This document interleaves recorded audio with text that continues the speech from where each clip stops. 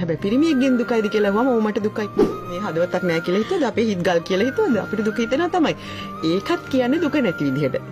ඒ ගැන අපි කතා කරනකොට බහුතරයක් කාන්තාවන්ට තේරෙන්නේ නැහැ පිරිමින්ට ඇත්තටම දුක හිතෙනවා. දුකයි කියලා කියන්නේ හරි අමුතු ක්‍රමයකට.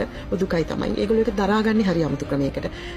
බහුතරයක් පිරිමි වචනින් දුක ප්‍රකාශ කරන්නේ ගැහණු ගැන කතා කරද්දී අපි කියනවා ගැහණුන්ට ඕනේ ආදරේ, ගැහණුන්ට ඕනේ සැනසීම, තුරුල් වෙන්න, උණුහුම විඳින්න.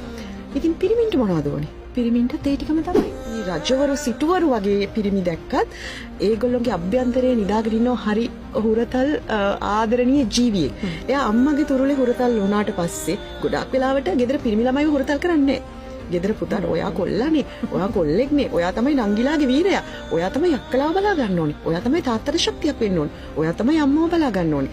එතකොට ගෙදර පිරිමි ළමයා කියන එක්කෙනාට තමන්ගේ ඉමෝෂන්ස්, තමන්ගේ හැඟීම් නිදාස් කරන්න තියෙන ඉඩකඩ අපි ගෙදරින්ම කප්පාදු කරලා ෆ්‍රෙන්ඩ් කෙනෙක් ආශ්‍රය කරන පිරිමි ළමෙක් ගන්නකොට මොන හරි දෙයකදී ගෑනු ළමයි ටික අහන්නේ අපෝ කොල්ලෙක්ද පොඩ්ඩක් එතන් ගන්නනවා. ඒකට පිරිමි ළමෙක්ට සිද්ධ වෙනවා තමන්ගේ සිතුවිලි යටපත් කරගෙන වෙනම පර්සනැලිටි එකක් එළියට පෙන්නන්න. කඳුළු බාල්දු කරන්න එපා. එතකොට පිරිමින්ට කඳුළු බාල්දු කරනවා තියා කඳුළු නිරිසිසේ හෙලන්නවත් ඉඩකඩක් නැහැ. කඳුළු හෙලන්න ඕනේ, අඬන්න ඕනේ තමන්ගේ කඳුළට වටිනාකමක් තියෙන තැනකදී විතරයි. එතකොට තමන්ගේ කඳුළට වටිනාකමක් අපි හැම වෙලාවෙම අපේ ස්වාමි පුරුෂයාගෙන් බලාපොරොත්තු වෙනවා. මං අඬනකොට මාව නලවන්න ඕනේ. මාව තුරුල් කරගන්න ඕනේ. ගැහැණියකගේ කඳුළට වටිනාකමක් අපි පිරිමියා ඉස්සරහනේ බලාපොරොත්තු වෙන්නේ අපි.